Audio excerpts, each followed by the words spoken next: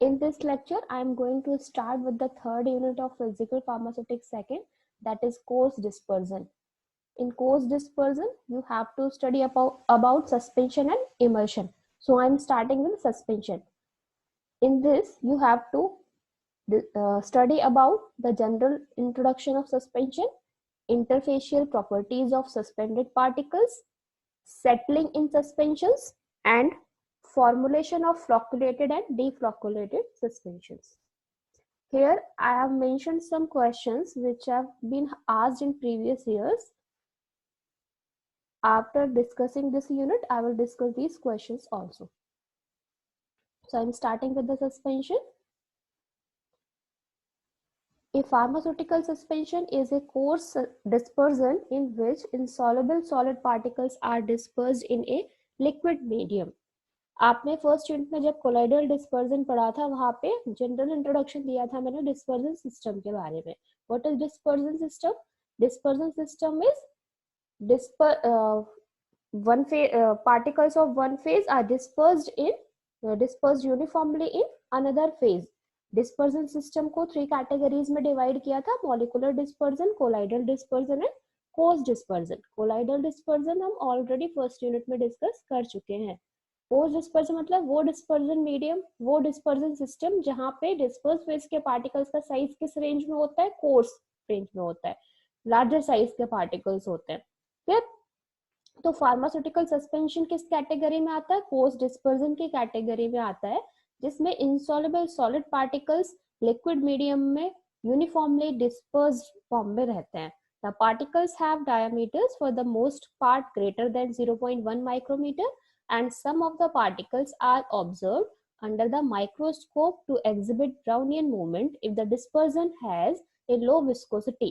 Brownian movement किसकी tendency होती है, किसकी प्रॉपर्टी होती है? कोलाइडल पार्टिकल्स की.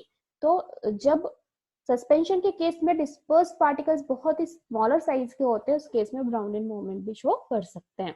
Now the reasons for suspension, why we prepare pharmaceutical suspension.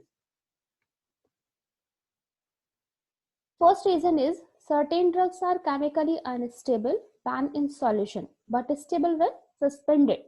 ये कुछ ड्रग्स ऐसे होते हैं जो किसी और फॉर्म में अनस्टेबल होते हैं, केमिकली अनस्टेबल होते हैं, लेकिन जब उनको सस्पेंशन फॉर्म में फॉर्मुलेट किया जाता है तो वो कंपैरेटिवली स्टेबल होते हैं. Many patients prefer liquid form than solid forms for swallowing because it is convenient to swallow. Next is convenience in administration. Next, safety and convenience of liquid doses for infants and children. Disagreeable taste of certain drugs when given in solution is negligible when the drug is administered as undissolved particles of a suspension as chloramphenicol. Chloramphenicol suspension का यहाँ पे example दिया गया है कि chloramphenicol का जब solution prepare करते हैं तो उसका बिटर टेस्ट होता है, इसको मास्क करने के लिए इसको सस्पेंशन फॉर्म में कन्वर्ट करते हैं. नाउ द डिजायरेबल और ideal features of a suspension. In addition to therapeutic efficacy and stability, other features apply specifically to the suspensions are. कोई भी फॉर्मुलेशन जब हम बनाते हैं तो उसका जो फर्स्ट कंसिडरेशन है that is it's that therapeutic efficacy and stability. Therapeutic efficacy और stability के अलावा specifically suspension doses form के लिए और क्या क्या ideal features होने चाहिए. First one is a properly prepared suspension should settle slowly and remain homogeneous for at least the period between shaking the container and removing the required dose. जो prepared suspension है उसमें settling बहुत slow होना चाहिए ताकि वो होमोजेनियसली रहे. At least तब तक जब तक कि उसको शेक कर रहे हैं कंटेनर को और शेक करने के बाद में जो रिक्वायर्ड डोज है उसको रिमूव नहीं कर लेते. Next is the sediment produced on storage should be readily dispersed upon gentle shaking of the container. जब भी कंटेनर को शेक करते हैं तो जो भी सेटल्ड पार्टिकल्स हैं वो इजिली रीडिस्पर्स हो जाना चाहिए. The particle size of the suspended drug should remain constant throughout long periods and do not show crystal growth. Crystal growth ना हो और जो particle का size है वो uniform रहे. The suspension viscosity must not be very high and it should be poured easily from its container. Viscosity, thixotropy इतनी हो, कंसिस्टेंसी सस्पेंशन की बहुत ज्यादा ना हो। ज्यादा विस्कोसिटी पे क्या होगा कि जो फॉर्मुलेशन है उसको इजिली कंटेनर से पोर नहीं किया जा सकेगा। ये now come to the types of suspension. Suspension has been classified on the basis of different phenomena. First classification is based on general classes. First category on the basis of general classes is orally administered mixture, externally applied lotions and injectable preparations. On the basis of proportion of solid particles, it can be classified as dilute suspension and concentrated suspension. Next, based on the size of solid particles, जो dispersed phase के particles होते हैं suspension में, उनके size के basis पे suspension को colloidal suspension, course suspension और नैनो सस्पेंशन में कैटेगराइज कर सकते हैं। Now based on electrokinetic property, different electrokinetic properties के बेसिस पे सस्पेंशन को डिफ्लॉकुलेटेड और फ्लॉकुलेटेड सस्पेंशन में क्लासिफाई किया गया है। ये क्लासिफिकेशन सबसे ज्यादा इंपॉर्टेंट है क्योंकि आपको ये इलेक्ट्रोकाइनेटिक प्रॉपर्टीज भी पढ़नी है सस्पेंशन की यहाँ पे, और फ्लॉकुलेटेड डिफ्लॉकुलेटेड सस्पेंशन का प्रिपरेशन भी पढ़ना है। So now come to the difference between flocculated and deflocculated suspension. First classification between flocculated and deflocculated suspension is on the basis of sedimented particles.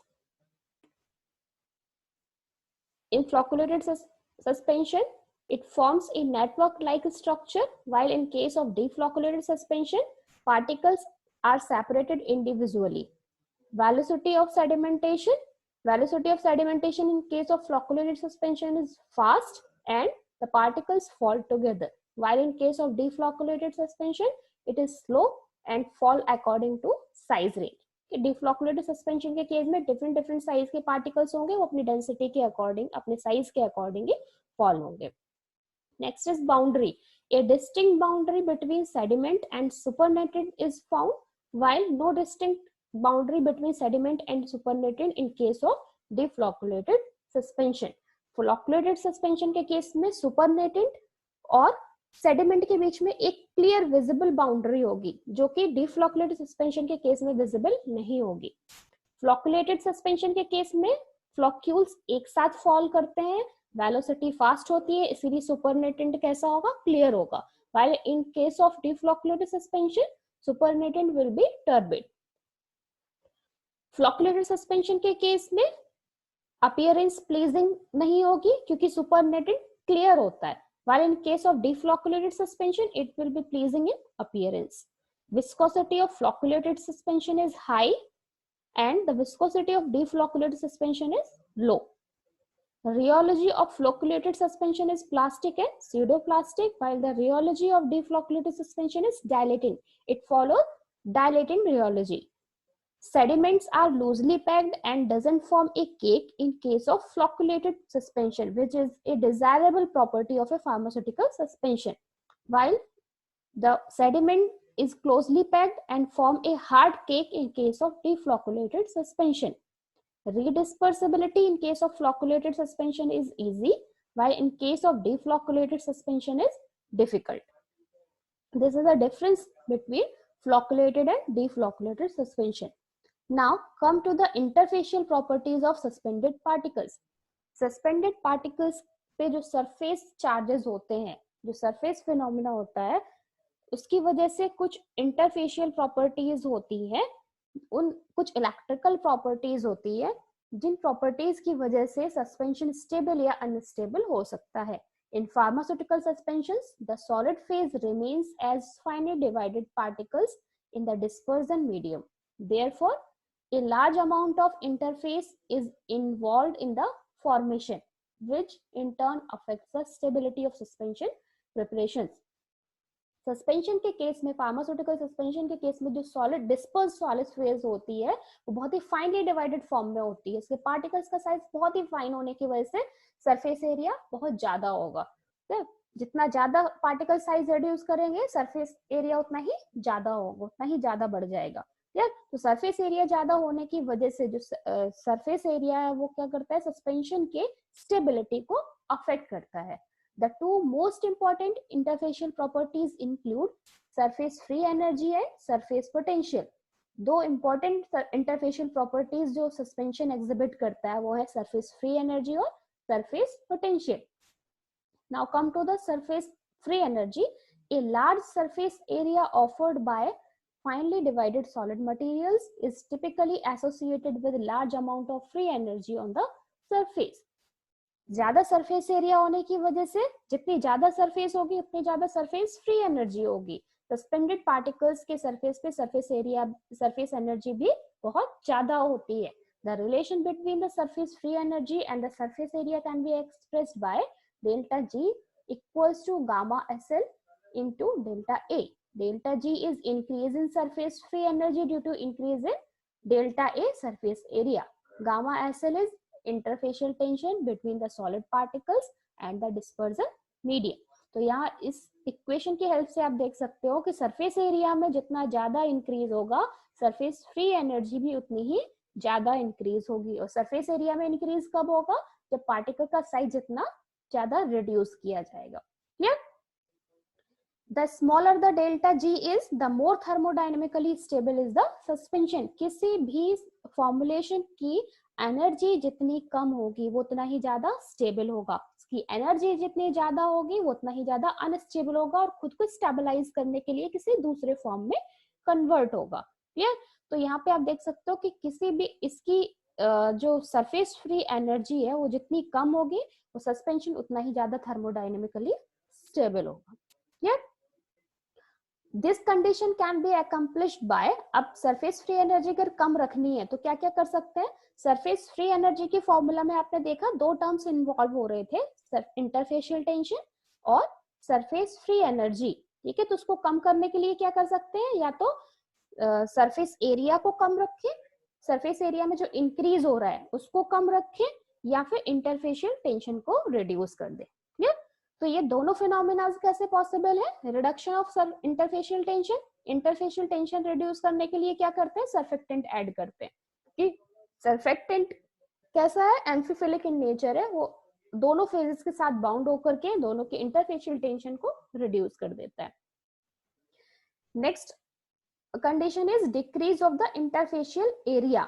Interfacial area को decrease करने के लिए क्या करते हैं? Leading to flocculation which is desirable और aggregation which is undesirable. ठीक है, एग्रीगेशन मतलब होता है जहां पे डेंसर एग्रीगेट्स बनते हैं, डेंसर क्लम्प्स बन जाते हैं जिनका रेट ऑफ सेडिमेंटेशन ज्यादा होगा और जो हार्ड केक फॉर्म कर लेंगे. हमें क्या चाहिए? फॉर्मुलेशन कैसा चाहिए? फ्लॉकुलेटेड चाहिए जो डिजायरेबल है.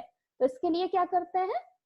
फ्लॉकुलेटिंग एजेंट्स ऐड करते हैं to stabilize the pharmaceutical suspension. Next surface properties, interfacial properties, surface potential or electrical properties. Surface potential exists when dispersed solid particles in a suspension possess charge in relation to their surrounding liquid medium. जो dispersed phase के particles होते हैं, जब उन पे कोई surface charges create होते हैं liquid medium की वजह से, उसकी वजह से electrical properties generate होती है. Particles, suspended particles different electrical phenomena show करते हैं. The forces acting on the surface of the suspended particles also affect the degree of flocculation in a suspension. जो forces act कर रहे हैं suspended particles के surface पे वो भी उनके degree of flocculation को affect करते हैं. Forces of attraction arise from van der Waals forces results in potential energy of attraction. जो surface पे van der Waals forces of attraction है वो van der Waals forces की वजह से है. इसकी वजह से energy, potential energy of attraction result out होती है. Forces of repulsion arise from interaction of electrical double layer surrounding each particle. Forces of repulsion किस वजह से है? जो हर पार्टिकल के अराउंड इलेक्ट्रिकल डबल लेयर बन रही है उसके इंटरैक्शन की वजह से है, which results in potential energy of repulsion. Clear? तो यहाँ पे दो तरह की पोटेंशियल एनर्जीज हो रही है, energy of attraction and potential energy of repulsion. Potential energy of attraction किसकी वजह से अराइज हो रही है? van der Waals फोर्सेस की वजह से, फोर्सेस ऑफ अट्रैक्शन की वजह से. Potential energy of repulsion repulsive forces की वजह से. वो रिपल्सिव फोर्सेस कौन से हैं? Electrical double layer around each particle. Clear? Now two condition arise. First one is condition of deflocculation. Deflocculation कब होता है? When repulsive energy is high. जब रिपल्सिव एनर्जी हाई होगी वो कंडीशन कैसी होगी? डिफ्लॉकुलेशन की कंडीशन होगी. तभी पार्टिकल एक दूसरे से दूर दूर रहेंगे और फ्लॉक्यूल्स का फॉर्मेशन नहीं करेंगे. Particles remain deflocculated, eventually settling, closely packed. Primary minimum as a result experience attractive forces, then hard cake form and high energy is required for redispersibility.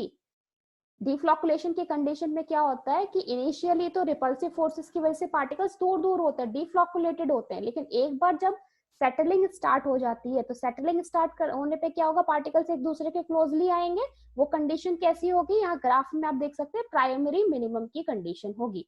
ये जो कंडीशन है ये प्राइमरी मिनिमम की कंडीशन है यहाँ पे जब डिफ्लॉकुलेट पार्टिकल सेटल होना स्टार्ट हुए.